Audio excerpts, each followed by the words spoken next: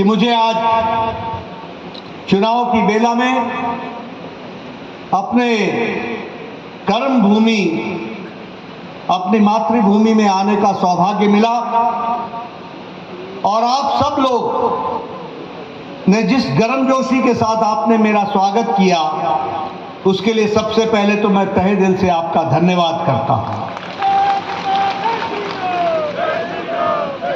मित्रों, मैं जब यहां आया हूं तो सबसे पहले तो मां नैना देवी को नमन करता हूं और नार सिंह बजिए का आशीर्वाद लेकर के अपनी बात को प्रारंभ करता हूं। अभी मुझसे पूर्व हमारे वक्ताओं ने बहुत ही अच्छे तरीके से आपके सामने देश की और प्रदेश की और इलाके की तस्वीर खींची है और उन्होंने आपको बताने का प्रयास किया कि भारतीय जनता पार्टी के कार्यकर्ता, कर्मठ कार्यकर्ता, लाखों कार्यकर्ता किस तरीके से चुनाव की बेला में, इस गर्मी में, इस तपिश में दिन रात एक करके घर घर जाकर माताओं का आशीर्वाद, बुजुर्गों का आशीर्वाद, नौजवानों का साथ लेने के साथ साथ चुनाव की बेला में आगे बढ़ने का काम कर रहे हैं।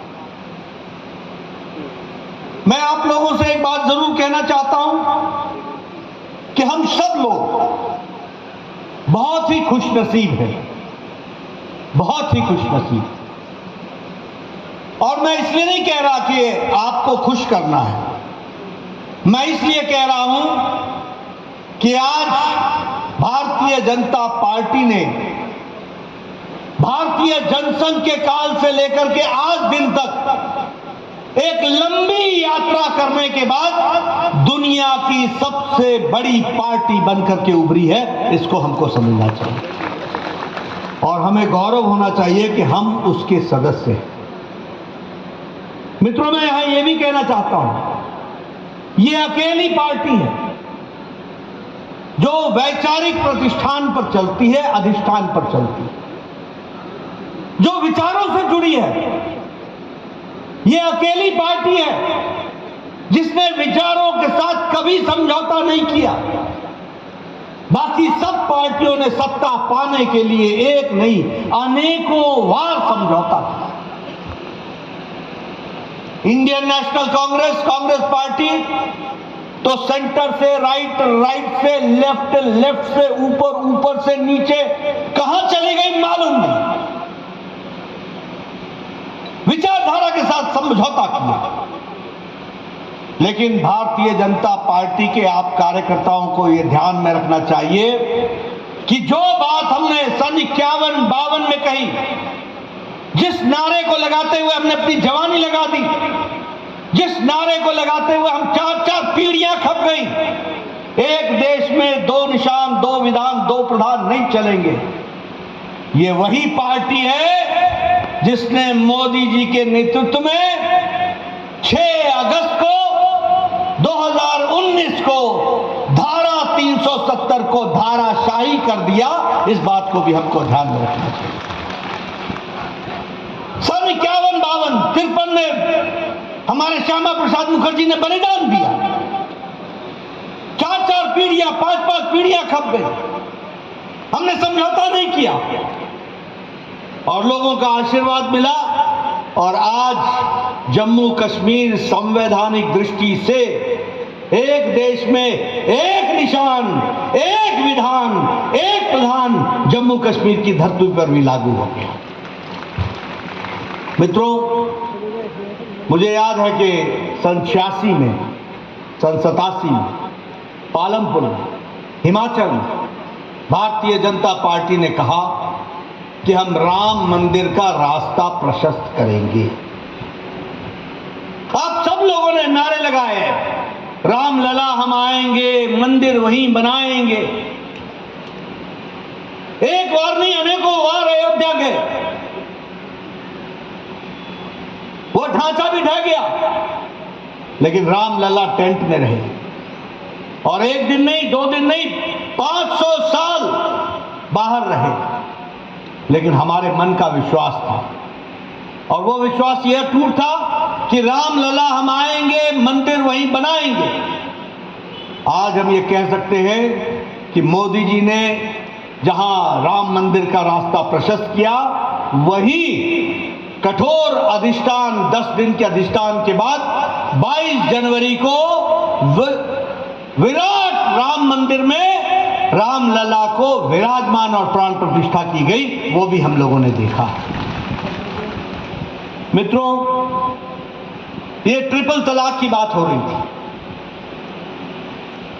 मैं बताना चाहता हूं, हमारे लिए ये राजनीति का विषय नहीं है, हमारे लिए वोट का विषय नहीं है, हमारे लिए धर्म का विषय नहीं है, हमारे लिए मानवता का विषय है। आज पाकिस्तान में 3 तलाक नहीं, आज बांग्लादेश में 3 तलाक नहीं, आज अफगानिस्तान में 3 तलाक नहीं, आज सीरिया में 3 तलाक नहीं, आज ईरान में 3 तलाक नहीं, आज इराक में 3 तलाक नहीं, आज इंडोनेशिया में 3 तलाक नहीं।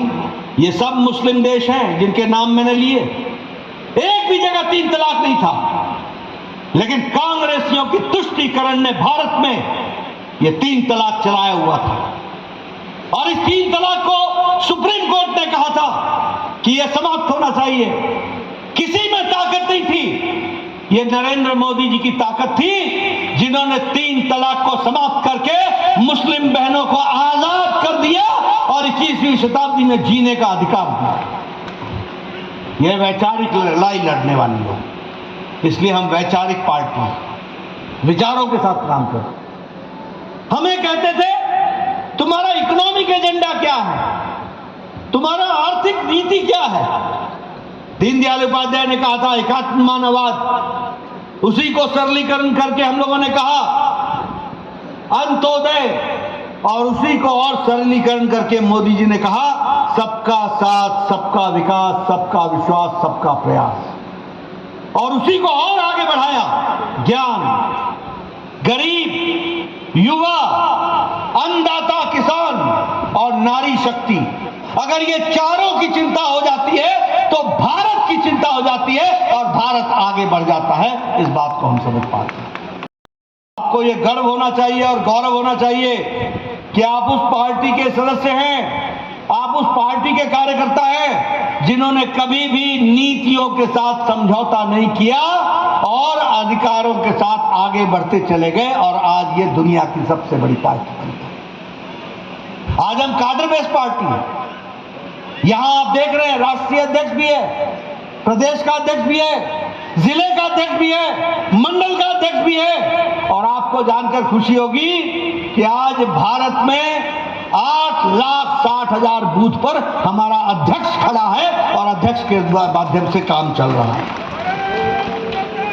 हम दुनिया की सबसे बड़ी मास पार्टी, 303 हमारे लोकसभा के सदस्य रहे हैं, और अब की बार हम उस और दिशा की ओर जा रहे हैं। 97 हमारे राज्यसभा के सदस्य हैं, 1500 में 12 कम हमारे विधानसभा के सदस्य हैं, 180 के आसपास हमारे मेयर हैं, हमारे जिला परिषद के सदस्य हजारों में हैं।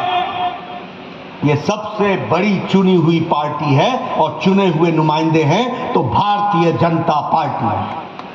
ये आपका गौरव है, ये आपकी ताकत है, ये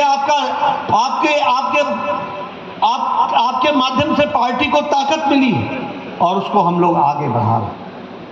मित्रों, मैं यहां एक बात और बताना चाहता हूं। आज हम अनुराग जी के लिए वोट मांगने आए हैं। ये अनुराग जी के लिए वोट मांगने के साथ साथ ये सिर्फ अनुराग जी को चुनाव जिताना नहीं है, ये चुनाव विकसित भारत के संकल्प को पूरा करने का चुनाव है। इसको भी हमको याद रखना चाहिए। आज मैं आपके साथ बताना चाहता हूं कि भारतीय जनता पार्टी मोदी जी के नेतृत्व में क्यों आनी चाहिए। आप बताइए, कोरोना की मार पड़ी, आप बताइए यूक्रेन का युद्ध चला, अमेरिका की अर्थव्यवस्था लड़खड़ा गई, यूरोप की अर्थव्यवस्था लड़खड़ा गई, चाइना की अर्थव्यवस्था लड़खड़ा गई, रशिया की अर्थव्यवस्था लड़खड़ा गई, जापान की अर्थव्यवस्था लड़खड़ा गई, ऑस्ट्रेलिया की लड़खड़ा गई।